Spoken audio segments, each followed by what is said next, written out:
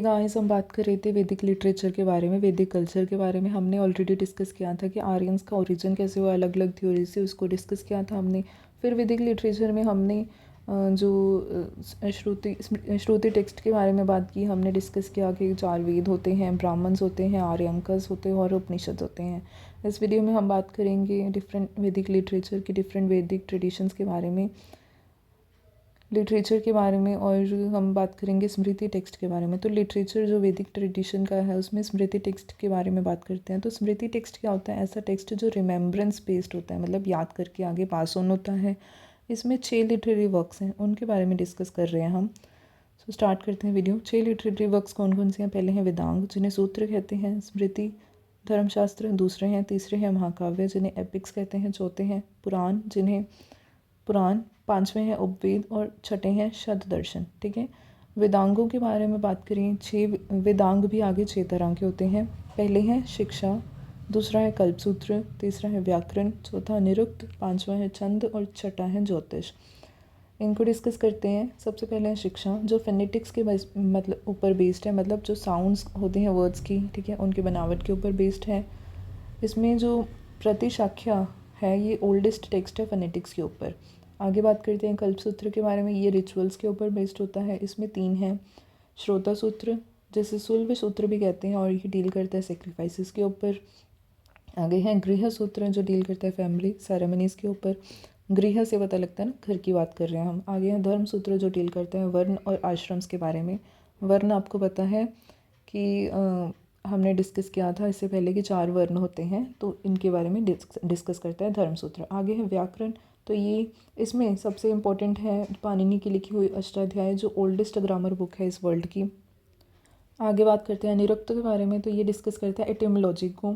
ठीक है, तो जो यस्क की निरुक्त है लिखी हुई किताब, ये बेस्ड है जो कश्यप ऋषि की निघंटु है उसके ऊपर। कश्यप ऋषि की जो निघंटु है वो क्या थी? कलेक्शन थी डिफ़िकल्ट वैदिक वर्ड्स का। ठीक है, निघंटु जो है ना वो ओल्डेस्ट वर्ड कलेक्शन है इस दुनिया की, और उसमें काफ़ी सारे डिफ़िकल्ट वैदिक वर्ड्स लिखे हुए थे, और उसके ऊपर एक किताब लिखी गई यस्क के द्वारा, निरुक्त। जो निरुक्त है वो ओल्डेस्ट डिक्शनरी है इस वर्ल्ड की। ठीक है, आगे बात करते हैं छंद के बारे में। ये डिस्कस करते हैं मीट्रिक्स को, ठीक है, मेजरमेंट्स को। तो इसमें चंद्र सूत्र जो है पिंगल के द्वारा लिखी हुई वो सबसे फेमस है। आगे है ज्योतिष जो डिस्कस करता है एस्ट्रोनॉमी को, और इसमें वेदांग ज्योतिष जो लगत मुनि के द्वारा लिखी है वो सबसे ओल्डेस्ट ज्योतिष टेक्स्ट है। इसके बाद हम बात करते हैं, वेदांग हमने डिस्कस कर लिया, अब बात करते हैं स्मृतिस के बारे में। तो फेमस स्मृतिस के बारे में बात करें तो 6 हैं। मनुस्मृति, सबसे पहले मनुस्मृति जो प्री गुप्ता पीरियड की है, ये ओल्डेस्ट स्मृति टेक्स्ट है, और इसके ऊपर डिफरेंट कमेंटेटर्स हुए हैं, जैसे कि विश्वरूप, मगतिथि, गोविंदराज, कुलुक भट्ट। आगे है यज्ञवल्क्य स्मृति, जो प्री गुप्ता पीरियड की ही है, और इसके ऊपर भी वेरियस कमेंटेटर्स ने कमेंट्री की है, जैसे विश्वरूप ने, जिमुतवाहन ने, विजनेश्वर ने, अप्ररक्य ने। राइट। थर्ड है नारद स्मृति, जो गुप्ता पीरियड की है। आगे है प्रशर स्मृति, जो गुप्ता पीरियड की है। फिर बृहस्पति स्मृति गुप्ता पीरियड की है, और कात्यायना स्मृति जो भी गुप्ता पीरियड की है। उसके बारे में उसके बाद बात करते हैं महाकाव्यास के बारे में, यानी कि एपिक्स के बारे में। तो 2 महाकाव्य मेन हुए हैं इंडिया में, भारत के इतिहास में। तो सबसे पहले है रामायण और दूसरे हैं महाभारत। रामायण जिसको लिखा गया है वाल्मीकि जी द्वारा, और महाभारत जिसको लिखा है वेद व्यास जी के द्वारा। सबसे पहले बात करते हैं रामायण के बारे में। तो इसे आदि काव्य भी कहते हैं, और ये ओल्डेस्ट एपिक है इस दुनिया का। ठीक है, ओल्डेस्ट महाकाव्य है। एट प्रेजेंट इसमें 24,000 के करीब श्लोक हैं। सबसे पहले 6,000 थे, फिर आगे जा के बढ़ के 24,000 हो गए हैं। ठीक है, 7 कांड हैं इसमें। सबसे पहले इसमें 7 कांड हैं। 5 कांड होते थे ओरिजिनली, पहला और जो 7वां कांड है इसमें सबसे लास्ट में ऐड किया गया है। उसके बाद बात करते हैं महाभारत के बारे में। तो ये लॉन्गेस्ट एपिक है वर्ल्ड का। अगर कोई ओल्डेस्ट पूछे तो रामायण, अगर कोई पूछे लॉन्गेस्ट तो महाभारत। एट प्रेजेंट इसमें 1,000 के करीब श्लोक हैं, वर्सेस हैं। ठीक है, 18 पर्व में डिवाइड किया गया है इसको। पर्व मतलब चैप्टर्स में, और इसमें लास्ट में हरिवंश की सप्लीमेंट भी है। ठीक है, भगवत गीता जो है वो महाभारत में से एक्सट्रैक्ट की गई है। कौन से पर्व में से? भीष्म पर्व में से। ठीक है, तो 18 पर्व हैं, उसमें से एक पर्व है भीष्म पर्व, उसमें से भगवत गीता को एक्सट्रैक्ट किया गया है। शांति पर्व जो है वो लार्जेस्ट पर्व है महाभारत का। आगे बात करते हैं 5वें टेक्स्ट के बारे में, पुराणों के बारे में। तो पुराण का मतलब क्या होता है? ओल्ड। सो 18 फेमस पुराण हुए हैं। जो मत्स्य पुराण है वो ओल्डेस्ट पुरानिक टेक्स्ट है। अदर इम्पोर्टेंट पुराण कौन कौन से हैं, जैसे भगवत पुराण, विष्णु पुराण, वायु पुराण, ब्राह्मण पुराण, ठीक है।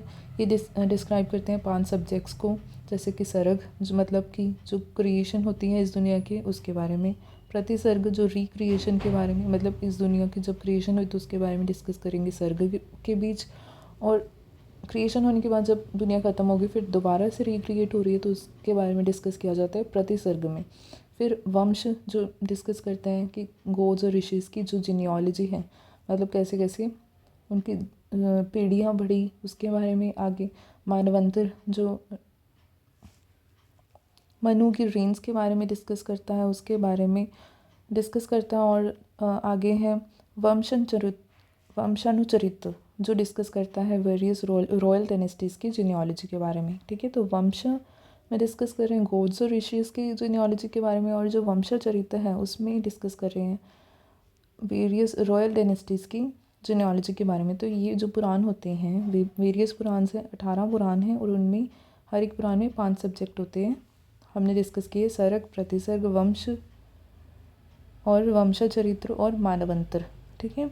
लास्ट जो छठा टेक्स्ट है उसके बारे में बात करें तो सबसे लास्ट में है उपवेद, ठीक है। तो इन्हें ऑक्सिलरी वेद्स भी कहते हैं, और ये ट्रेडिशनली एसोसिएटेड होते हैं वेदों के साथ, ठीक है। तो उपवेद हैं तो वेदों के साथ ही एसोसिएटेड होंगे, ठीक है। कौन कौन से उपवेद हैं, जैसे ऋग्वेद के साथ एसोसिएटेड उपवेद है आयुर्वेद जो डिस्कस करता है मेडिसिन के ऊपर, सामवेद के साथ एसोसिएटेड उपवेद है गंधर्ववेद जो म्यूज़िक के ऊपर डिस्कस करता है, यजुर्वेद के साथ एसोसिएटेड है धनुर्वेद जो आर्चरी के ऊपर डिस्कस करता है, और अथर्ववेद के साथ एसोसिएटेड वेद है शिल्पवेद। और शिल्पवेद जो साइंस जो क्राफ्ट की वेल्थ की विश्वकर्मा के द्वारा दी गई उसकी साइंस को डिस्कस करता है, ठीक है। अब जो लास्ट बच गया शब्द दर्शन, मैंने आई थिंक काउंटिंग थोड़ी गलत कर दी है, पर जो लास्ट बच गया शब्द दर्शन, हमने सबसे पहले वेदांग किए थे, ठीक है। उसके बाद हमने स्मृतिस की थी, ठीक है, वो दूसरे नंबर पे थी। तीसरे नंबर पे महाकाव्य, चौथे नंबर पे पुराण थे, पुराण चौथे नंबर पे थे। आगे है 5वें नंबर पे उपवेद थे, और छठे नंबर पे हैं शब्द दर्शन। तो 6 स्कूल्स हैं इंडियन फिलॉसफी की, ठीक है। इनके बारे में थोड़ा सा डिस्कस कर लेते हैं। तो जैसे सांख्य दर्शन है, इसमें जो इनके जो फाउंडर है वो कपिल हैं, ठीक है।